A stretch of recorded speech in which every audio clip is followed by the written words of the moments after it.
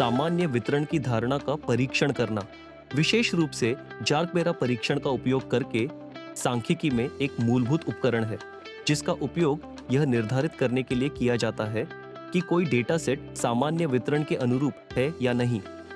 इस अर्थ में ये परीक्षण हमें कई सांख्यिकीय मॉडलों की वैधता का मूल्यांकन करने की अनुमति देते हैं, क्योंकि कई विधियों के लिए डेटा में सामान्य वितरण की धारणा आवश्यक होती है।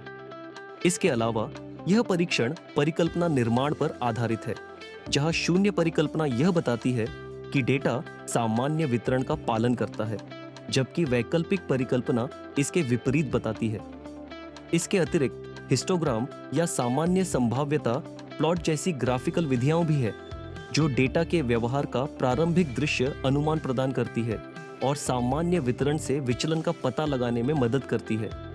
परिणाम स्वरूप जार्क-बेरा परीक्षण दो प्रमुख मापों के विश्लेषण पर आधारित है, विषमता और कुर्तोसिस, जो हमें सामान्य वितरण की तुलना में डेटा वितरण के आकार का मूल्यांकन करने की अनुमति देते हैं।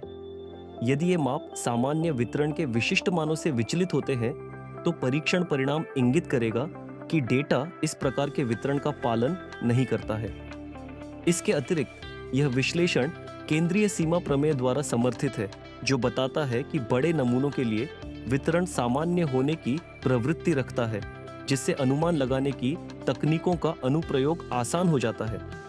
इसलिए सामान्यता की धारणा का परीक्षण सांख्यिकीय विश्लेषण में एक महत्वपूर्ण तत्व के रूप में स्थापित हो गया है, क्योंकि यह मॉडलों के सत्यापन, डेटा की सही व्याख्या और निकाले गए निष्कर्षों की विश्वसनीयता सुनिश्चित करने में सहायक होता है।